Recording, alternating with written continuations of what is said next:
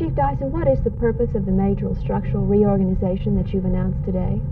Well, we've known for some time that some of the activities underway in the department were not properly aligned, and that we felt that realignment of some of the activities in the department would give us a more functional arrangement of activities and responsibility.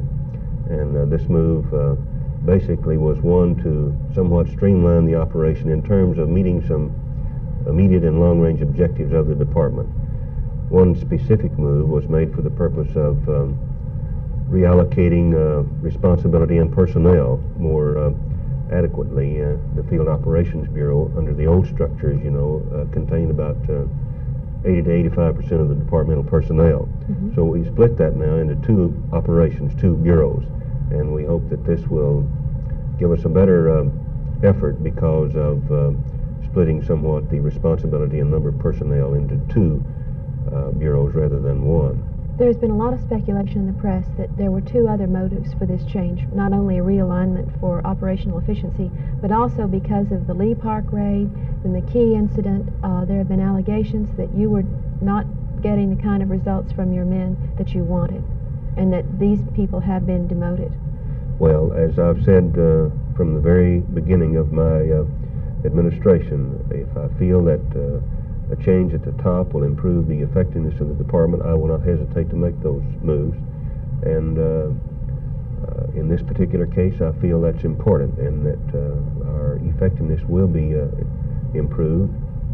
I would say, however, that the handling of the John McKee case has not been a factor in these reassignments and realignments. Has it has Lee not Park been a factor.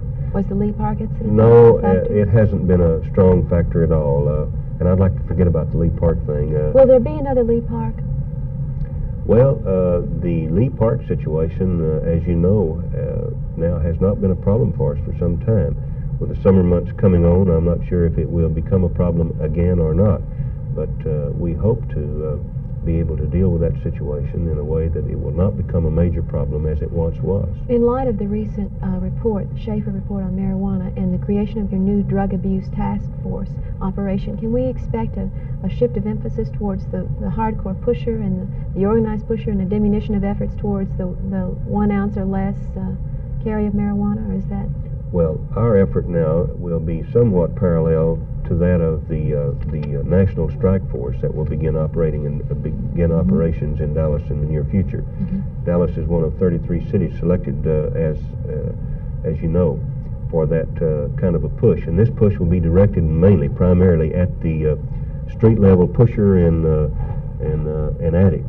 And it seems to me that many of the pushers on the street pushing hard narcotics are addicts who are pushing to support their own habit. And if we can get to these people and get them isolated, we can in fact begin to realize a definite crime prevention benefit.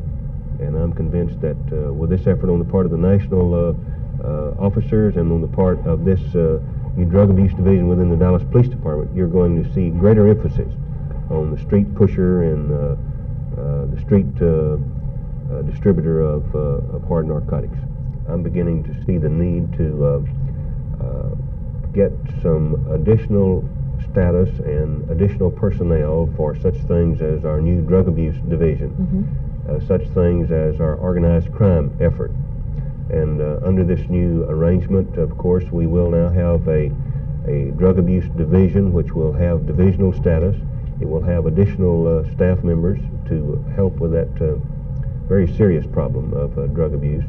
And as well, some of the men formerly assigned to the Vice Control Division now will go to the Metro operation, and this will give us a strike force on organized crime, not only at the city level, but in the fringes of the city as well, because we've been working very closely with some of the other police agencies in this region, and that will enhance our position in dealing with organized crime activity.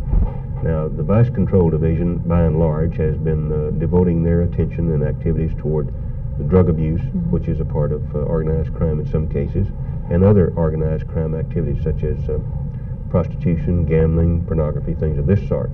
The thrust now will be from the Metro operation toward those organized efforts that might be found in the city of Dallas. If we find an organized gambling operation, then we will have this task force zero in on that operation in a very quick and effective way so that we can deal with it effectively.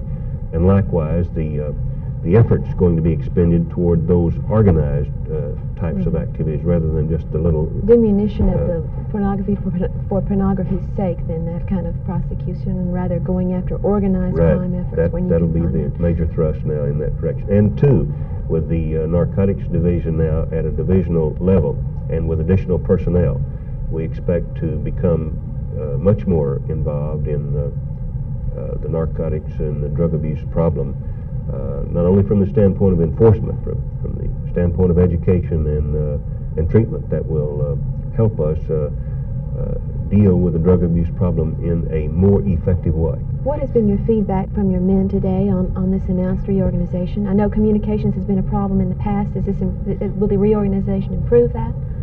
This has been a problem in the past in trying to get information to the men in the field in a way that they feel they're entitled to have it. This morning, before this information was released to the news media, we did send these orders out to all of the details in the department, permitting them to have access to this information before it was released publicly. Hopefully this will assure them that we are concerned about them knowing what's going on in their department and how it affects them and what it means to them. And that's one of the things that we hope to make better as time goes on, our ability to communicate effectively with all levels within the department. And I'm convinced once we're able to do that, that the morale level within the department will even be higher, and men will feel much more secure about their work and their position with the department, and just be better for everyone concerned. And we're very much now trying to do whatever needs to be done to make our communications with officers at all levels much more effective.